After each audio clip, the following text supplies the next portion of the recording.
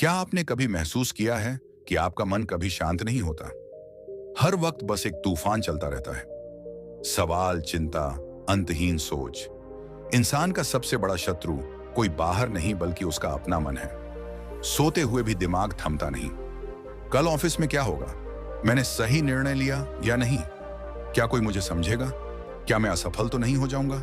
कितनी बार सोचा होगा अब मैं शांत रहूंगा, लेकिन अगले ही पल वही मन दुनिया तेज रफ्तार की ट्रेन बन चुकी है।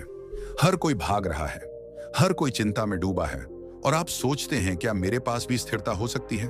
क्या आप जानते हैं कि आपका मस्तिष्क आपकी सफलता और खुशियों की चाबी है? गौतम बुद्ध और चाणक्य जैसे महापुरुषों के मन को देखिए। उनके चारों ओर भी परेशानियां थीं, कठिनाइयां थीं, लोग थे, फिर भी उनकी आत्मा शांति में थी, जैसे शांत झील का पानी बिना हलचल के। क्या आपने कभी सोचा है कि चुप रहने से आपकी जिंदगी में चमत्कार 100 कैसे हो सकते हैं? यदि आपका मन अशांत है, समझ जाइए आप अपने सबसे बड़े दुश्मन के सामने खड़े हैं, क्योंकि अशांत मन गलत फैसले करता है, छोटी बातों पर घबराता है, और धीरे धीरे आपकी जिंदगी से सुकून गायब हो जाता है।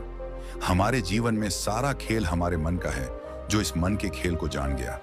क्या आपने कभी महसूस किया है कि चाहे आप कितना भी बड़ा लक्ष्य हासिल कर लें, फिर भी भीतर कोई सुकून नहीं मिलता, क्योंकि आपकी आत्मा शांत नहीं है? क्या वास्तव में इस भाग दौड़ भरी दुनिया में भी हम अपने मन को स्थिर और संतुलित रख सकते हैं? हाँ, बिल्कुल संभव है। और आज इस वीडियो में मैं आपको बताऊंगा कुछ ऐसे उपाय जो आपकी जिंदगी बदल सकते हैं, जो आपको अंदर से स्थिर और मजबूत बनाएंगे, जिससे आप किसी भी परिस्थिति में अडिग रह सकेंगे। अगर आप भी अपने भीतर के तूफान से बाहर निकलकर शांत समंदर की ओर बढ़ना चाहते हैं, अपनी बेचैनी से मुक्त होना चाहते हैं, तो यह कहानी आपके लिए है। क्या आपको पता है कि जब महात्मा बुद्ध को ज्ञान प्राप्त हुआ तो उन्होंने क्या महसूस किया? कोई हलचल नहीं, कोई भय नहीं, कोई चिंता नहीं, सिर्फ और सिर्फ गहरी शांति। एक ऐसी शांति जो किसी चीज से जुड़ी नहीं थी, जो केवल उनके भीतर थी। और यही शांति उन्हें सिद्धार्थ से महात्मा बुद्ध बना गई। लेकिन सवाल यह है कि क्या यह शांति केवल महान लोगों के लिए थी? क्या हम आम लोग इसे महसूस कर सकते हैं? महात्मा बुद्ध ने कहा था कि मनुष्य का मन ही उसके दुख का कारण है। अगर आप इसे नियंत्रित कर लें तो आप दुखों से मुक्त हो जाएंगे। क्या वास्तव में ऐसा संभव है? क्या हम अपने दिमाग को इतना नियंत्रित कर सकते हैं कि कोई डर, कोई गुस्सा, कोई चिंता हमें हिला ना सके? एक दिन एक शिष्य ने महात्मा बुद्ध से पूछा, गुरुजी, मेरा मन हमेशा शांत रहता है, उलझनों में फंसा रहता है, मैं इसे कैसे शांत करूं?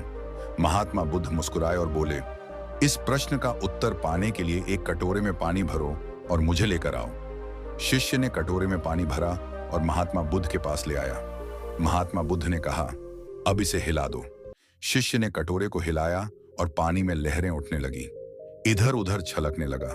फिर महात्मा बुद्ध ने कहा, अब इसे स्थिर छोड़ दो। शिष्य ने कटोरे को शांत कर दिया और कुछ समय बाद पानी पूरी तरह स्थिर हो गया। तब महात्मा बुद्ध ने कहा, देखो, तुम्हारा मन भी इसी पानी की तरह है। जब तुम इसे लगातार हिलाते रहते हो तो उसमें हलचल होती है, मगर जब तुम इसे स्थिर छोड़ देते हो तो यह अपने आप शांत हो जाता है। महात्मा बुद्ध ने हमें यह सिखाया कि मन को नियंत्रित करना और उसे शांत रखना हमारी सबसे बड़ी शक्ति है, और यही स्थिरता हमें जीवन की चुनौतियों में अडिग और मुक्त बनाती है। जब भी आप अपने मन में हलचल महसूस करें, बस कुछ समय के लिए उसे स्थिर छोड़ दीजिए। धीरे धीरे आप पाएंगे कि भीतर की बेचैनी गायब हो रही है और आपके अंदर शांति का समंदर फैल रहा है। यही वह रहस्य है जो महान लोग जानते थे और जिसे अब आप भी अपनी जिंदगी में ला सकते हैं। सबसे पहले हमें अपने मन को हिलाना बंद करना होगा और उसे ठहरने का समय देना होगा। यही पहला उपाय है ध्यान, यानी अपने विचारों को स्थिर करना, अपने भीतर झांकना और अपने आप को सुनना। क्या आपने कभी 5 मिनट भी बिना किसी विचार के बैठे रहने की कोशिश की है? मुश्किल लगता है ना? क्योंकि हमारा मन हमेशा दौड़ता रहता है, कभी अतीत में खो जाता है, कभी भविष्य की चिंता में उलझ जाता है। मगर ध्यान हमें इस भाग दौड़ से निकालकर वर्तमान में लाता है, और जब हम पूरी तरह वर्तमान में होते हैं तो हमारा मन शांत हो जाता है।